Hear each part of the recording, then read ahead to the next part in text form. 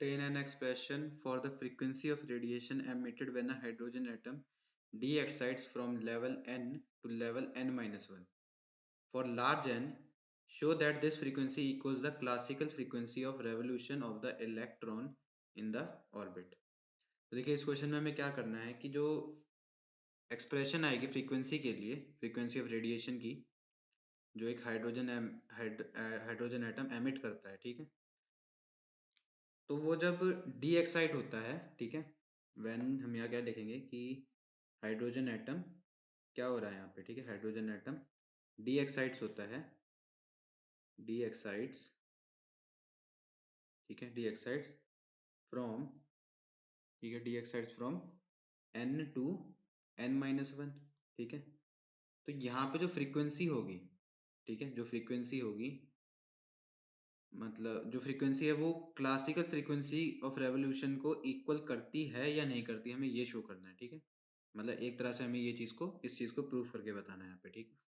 तो देखिए जो क्लासिकल फ्रीक्वेंसी है और जो अभी की फ्रीक्वेंसी हम निकालते हैं, ठीक है, उनके फॉर्मूलों को हमें इक्वल बताना है। तो हम अभी के फॉर्मूले की वैल्यूज लिखेंगे, ठीक है। तो अभी का फॉर्मूला जो फ्रीक्वेंसी का है वो किसने दिया है, बोर्स के मॉडल ने दिया है, बोर्स की थ्योरी ने दिया है, ठीक है। तो मैं लिखेंगे कि फ्रॉम बोर्स थ्योरी, ठीक है, बोर्स थ्योरी, ठीक है, Bohr's theory, the frequency we nu, the frequency, जो फ्रीक्वेंसी न्यू होती है, ठीक है, frequency nu is given by, ठीक है। तो किस फॉर्मूले से दी जाती है यहाँ पे, देखिए तो यहाँ पे जो न्यू का फॉर्मूला होता है वो क्या होता है, 2 पाई स्क्वायर, 2 पाई का स्क्वायर, एम के स्क्वायर, जेड का स्क्वायर और ई की पावर 4, ठीक है। और डिवाइड में क्या आता है, प्लैंक्स कांस्टेंट का क्यूब, और यहाँ पर 1/n1 का स्क्वायर माइनस 1/n2 का स्क्वायर, ठीक है। तो ये हमारे पास वैल्यूज होती हैं, ठीक है। तो ये क्या है, हमारे बोर्स थ्योरी के अकॉर्डिंग फ्रीक्वेंसी निकालने का फॉर्मूला है, ठीक है। चलिए तो यहाँ पे हमारा कहाँ से डी एक्साइड कहाँ तक हो रहा है, एन से लेके n-1 तक हो रहा है, ठीक है। मतलब हमारी फाइनल ये है और इनिशियल ये है, ठीक है। तो n1 क्या बताता है हमें फाइनल के बारे में और n2 क्या बताता है इनिशियल के बारे में, ठीक है। चलिए तो यहाँ पे न्यू की वैल्यू हम निकाल लेते हैं। तो देखिए 2 पाई का स्क्वायर होगा, ठीक है, 2 पाई का स्क्वायर, और यहाँ पे हमें क्या मिल जाएगा, m, ठीक है, के स्क्वायर, जेड स्क्वायर, ई की पावर 4 और डिवाइड में h का क्यूब। और देखिए यहाँ n1 क्या होगा हमारा, n-1 जो फाइनल होगा इसका स्क्वायर माइनस 1/n2, n2 मतलब हमारा n, तो n का क्या हो जाएगा, स्क्वायर हो जाएगा, ठीक है। चलिए तो यहाँ इसे सॉल्व कर लेते हैं।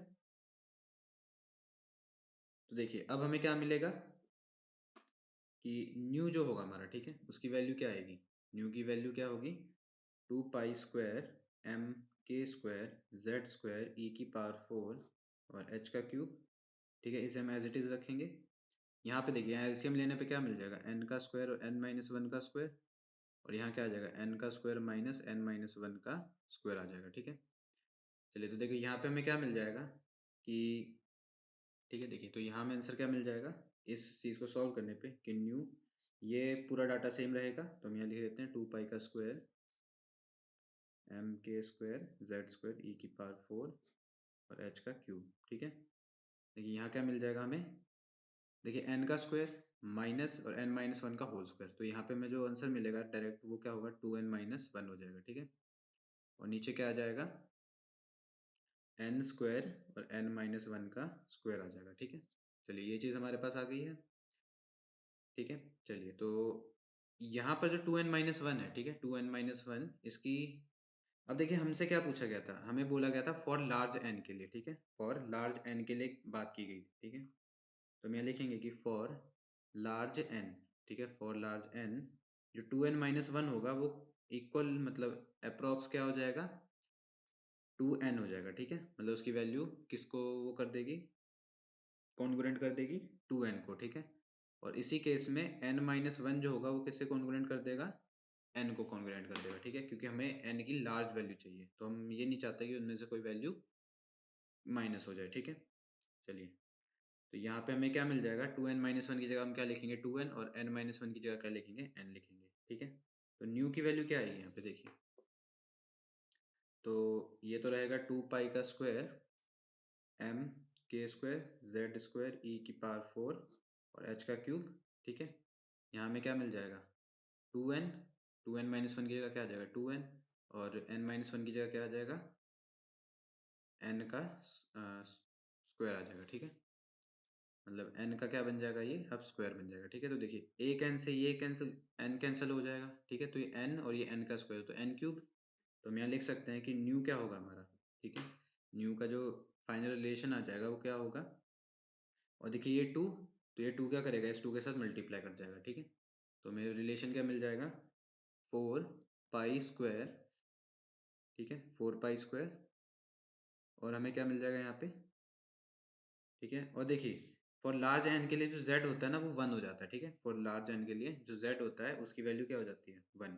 तो मैं लिख लेते हैं कि and z is equal to 1 हम लेंगे, ठीक है।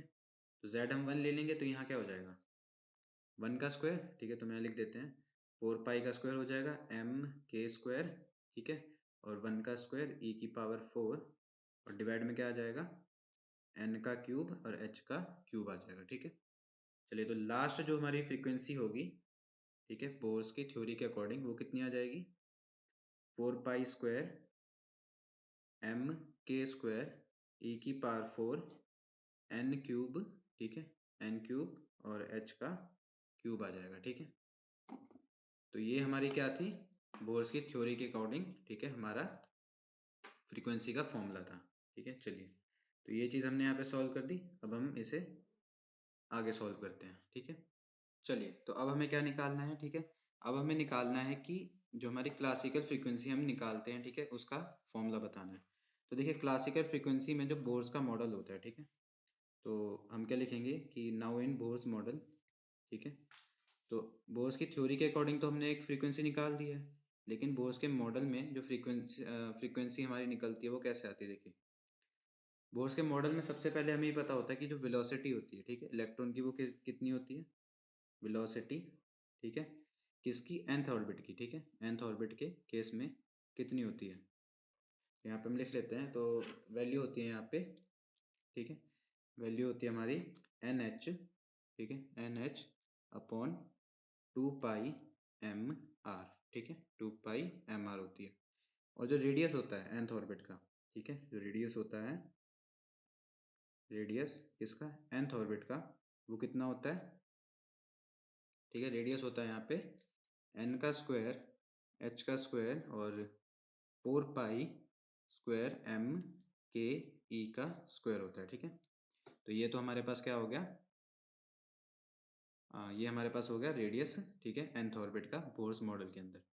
चलिए, तो इनको यूज़ करने पे हमें क्या मिल जाएगा, अब देखिए जो हमारा ऑर्बिटल फ्रीक्वेंसी होता है, ठीक है, जो हमारा ऑर्बिटल फ्रीक्वेंसी होता है, ऑर्बिटल फ्रीक्वेंसी, ये ऑर्बिटल फ्रीक्वेंसी इलेक्ट्रॉन का, ऑफ इलेक्ट्रॉन, कहाँ पर nth ऑर्बिट के अंदर, ठीक है।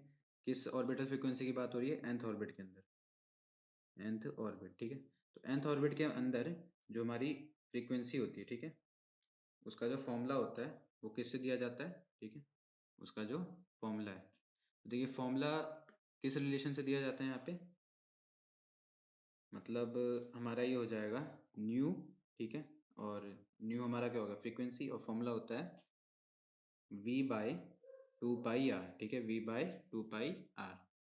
तो v की वैल्यू यहाँ पे क्या हमने लिखी थी, ठीक है, v की वैल्यू हमने क्या लिखी थी एन एच, ठीक है, एन एच, और नीचे क्या है 2 पाई आर, ठीक है, ये 2 पाई आर, और लेकिन v की वैल्यू क्या थी एन एच अपॉन 2 पाई एम आर थी, ठीक है, 2 पाई एम आर थी वैल्यू, तो ये हमने लिखी थी। तो देखिए यहाँ से हमें क्या मिलेगा कि न्यू हमारा किसके इक्वल हो जाएगा, ठीक है, न्यू हमारा हो जाएगा इक्वल एन एच, ठीक है, एन एच अपॉन 4 पाई का स्क्वायर एम आर का स्क्वायर हो जाएगा, ठीक है, 4 पाई का स्क्वायर और एम आर का स्क्वायर हो जाएगा, ठीक है। चलिए देखिए यहाँ पे और क्या मिलेगा हमें। तो अब देखिए आर की वैल्यू हमने क्या लिखी थी वहाँ पे, ठीक है। पहले न्यू के लिए देखिए यहाँ पे क्या होगा, यहाँ कर लेते हैं, ठीक है। देख NH, अब आर नीचे है तो वैल्यू क्या बन जाएगी, वो 4 पाई का स्क्वायर ये है और m यहाँ पर, ठीक है। अगर आर नीचे है तो वैल्यू क्या आ जाएगी हमारे पास, ऊपर चला जाएगा 4 पाई का स्क्वायर, ठीक है, और m के ई का स्क्वायर, ठीक है, m के ई का स्क्वायर, और डिवाइड में क्या आ जाएगा n स्क्वायर h का स्क्वायर, और इसका क्या हो जाएगा होल स्क्वायर, क्योंकि r का क्या हो रहा था, स्क्वायर हो रहा था, ठीक है। क्योंकि हमने ये वैल्यू कैसे लिखी थी रेडियस की, ये हमने सिंपल वैल्यू लिखी थी, लेकिन हमारा यहाँ पे जो रेडियस है वो 1/, हो गया, ठीक है, 1/r हो गया, तो इसकी वैल्यू भी क्या हो जाएगी, उल्टी हो जाएगी, ठीक है। तो ये हमने वैल्यू यहाँ पे लिख दी है, ठीक है। चलिए तो इसे सॉल्व कर देते हैं। तो सॉल्व करने पे हमें क्या मिल जाएगा, ठीक है।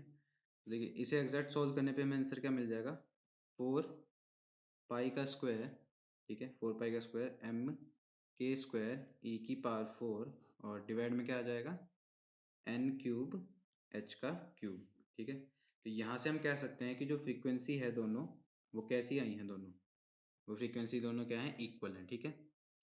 तो हम यहाँ कह सकते हैं कि लार्ज वैल्यू n के लिए जो क्लासिकल फ्रीक्वेंसी होती है रेवोल्यूशन ऑफ इलेक्ट्रॉन की, वो सेम होती है जो बोर्स की थ्योरी हमें देती है, ठीक है। तो ये थी क्लासिकल, और इससे पहले हमने बोर्स की थ्योरी निकाली थी, ठीक है। तो ये हमारा आंसर यहाँ पे कंप्लीट हुआ।